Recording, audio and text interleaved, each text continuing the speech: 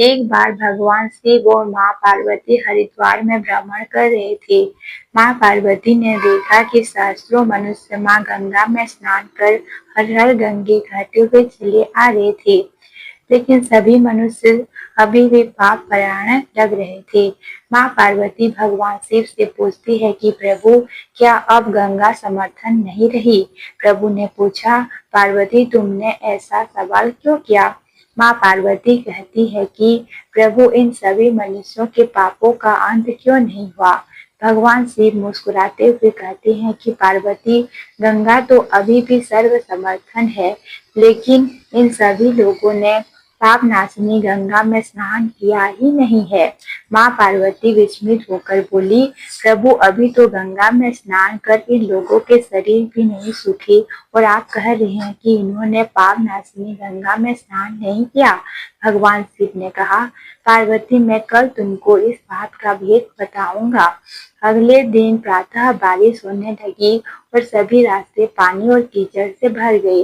भगवान शिव एक वृद्ध का रूप बनाकर एक गड्ढे में ऐसे बैठ गए कि मानो वह स्वयं गिर गई हो और उनसे वृद्ध अवस्था के कारण निकला भी नहीं जा रहा था। उन्होंने माँ पार्वती को समझा दिया कि तुम गंगा स्नान कर आते सभी मनुष्यों को सुनाकर कहना कि मेरे पति इस गड्ढे में गिर गया है।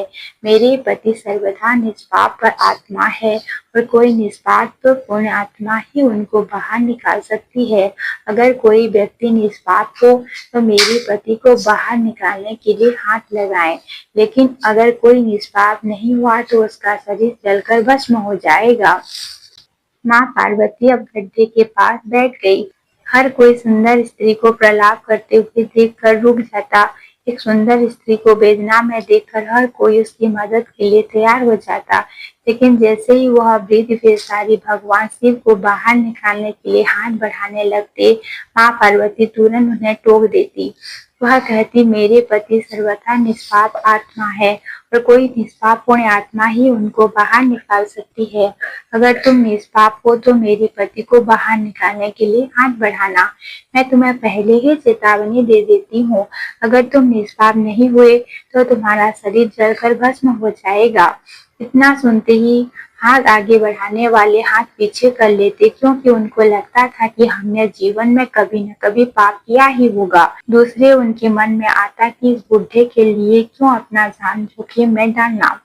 इस तरह सुबह से लेकर संध्या हो गई। हजारों लोग स्नान कर चले गए, लेकिन किसी ने भी वृद्ध को निकालने की हिम्मत नहीं की।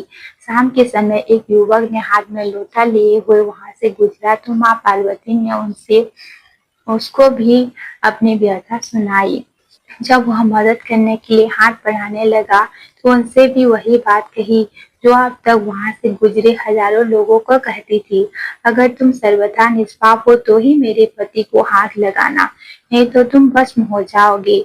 वह युवक बोला, माता, मैं अभी तो पवित्र गंगा में स्नान करके आया हूँ और गंगा स्नान के पश्चात तो सभी पाप नष्ट हो जाते हैं। मैं अभी आपके पति को बाहर निकालता हूँ। उसने हाथ बढ़ाकर वृद्ध के रूप में भगवान शिव को बाहर निकाल दिया। भगवान शिव और माता पार्वती ने उसको अपने वास्तविक स्वरूप के दर्शन दिए। भगवान शिव बोले कि देखो पार्वती, हजारों लोगों में से केवल एक युवक ने ही पूर्ण श्रद्धा से स्नान किया था। कहने का तात्पर्य यह है कि लोग बिना किसी श्रद्धा और विश्वास के गंगा में स्नान करते हैं, इसीलिए उनको पूर्ण फल नहीं प्राप्त होता है। इसका अर्थ कदापि नहीं है कि गंगा स्नान का फल नहीं मिलता, लेकिन गंगा स्नान का वास्तविक फल उसी को मिलता है तो पूर्ण श्रद्धा भावना से स्नान करते हैं। वीडियो अगर अच्छा लगा तो लाइक शेयर सब्सक्राइब करें। धन्यवाद।